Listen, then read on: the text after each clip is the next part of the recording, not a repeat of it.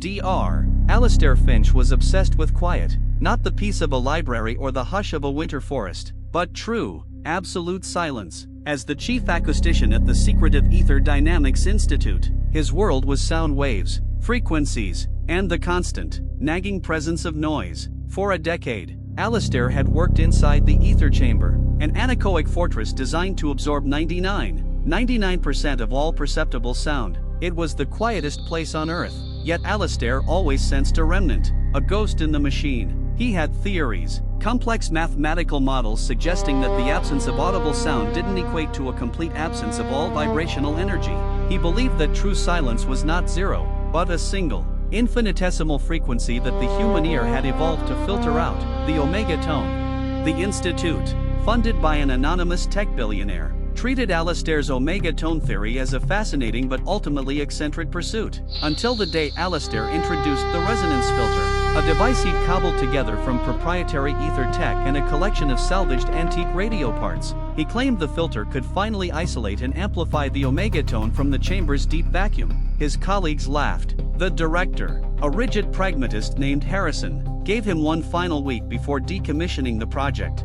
Alistair entered the chamber alone on Tuesday, the air thick with failure in ozone. He activated the filter, and for 30 seconds, the monitoring screens showed nothing.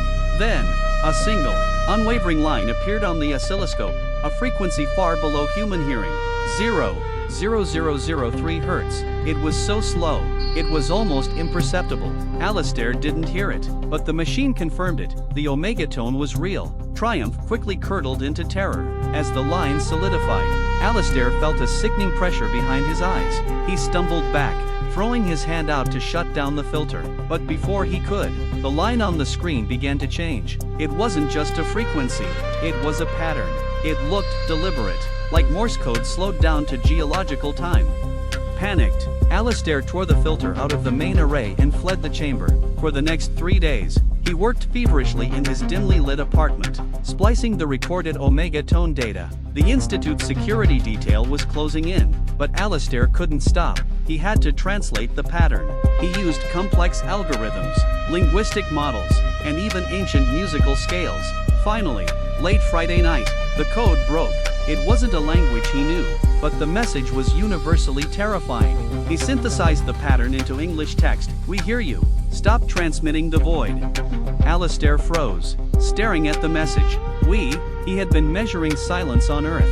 Was the omega tone a sound barrier? Was his silent chamber actually broadcasting a beacon into the cosmic dark? He felt a chilling certainty. The omega tone wasn't the sound of silence. It was a communication channel, and he had just introduced himself to its inhabitants. The twist, he scrambled to understand who we were. Could they be aliens? A forgotten terrestrial civilization? As he cross-referenced the unique structure of the pattern against global databases, a specific signature matched. The pattern was structurally identical to the low-frequency pulses recorded by deep-sea seismographs near the Mariana Trench, previously dismissed as geological anomalies. The omega tone wasn't coming from the void of space. It was coming from deep within the Earth itself. Alistair realized with a gut-wrenching certainty, the creatures, the intelligence that heard and responded to the absence of sound, weren't aliens seeking Earth. They were something ancient, something that considered the noisy surface world to be the chaotic void, and our attempts at silence were their equivalent of a loud, continuous alarm broadcast directly into their submerged domain. Alistair had unintentionally declared war on a civilization that had thrived in the world's most inaccessible depths. Simply by trying to find true quiet, he rushed back to the Institute, not to publish his findings, but to find a way to make the entire world truly loud. Desperate to drown out the signal before the inhabitants of the deep sea responded to his chilling, final broadcast.